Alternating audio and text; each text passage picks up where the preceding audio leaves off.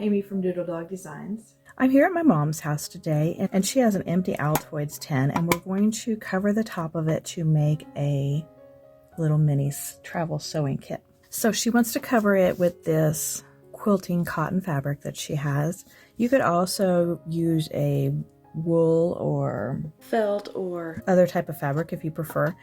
You can see the writing through one layer of fabric, so we're going to double the fabric and then sew it in a rectangle with the curves on the corners. So I'm going to fold it in half with the right sides together and put the Altoids tin on it. So I'm putting it upside down because I want to cover the top, and the top is a little bit bigger than the bottom. And I've got a pencil and I'm going to trace all the way around it. I'm going to sew just right inside the line there, leaving an opening for turning it.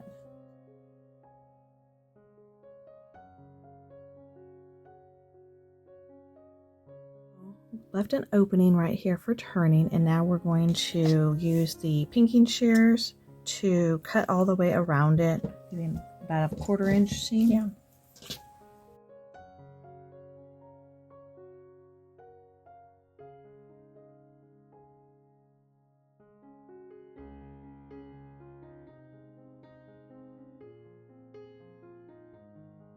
Next, we turned it right side out.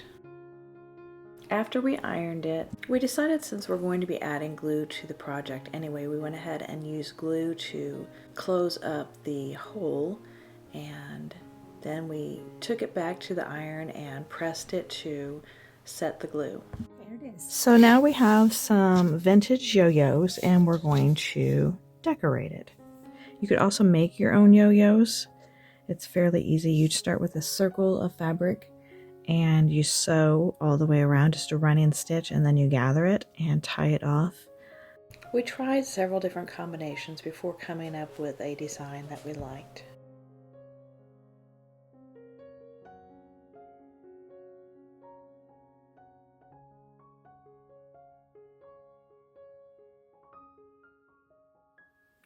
We could sew these on, but we're going to use some glue and glue them on. So you could make this be completely a no-sew project if you wanted to use a piece of felt, or just let this piece of fabric be a single layer and then it could let it unravel and look old.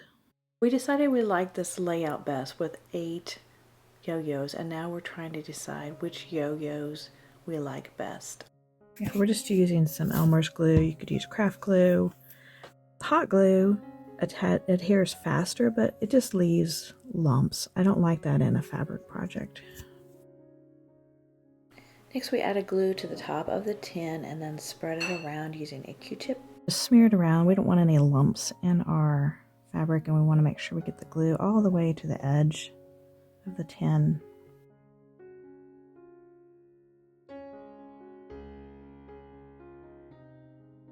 Now we're going to put something on it to weigh it down while the glue dries. Glue is dry now. So we've put a little magnetic needle holder on it and some scissors, and you can fit a thimble in there and a spool of thread. You just put whatever supplies you need to take with you for your project. Thanks for watching. I'll see you next time. Bye.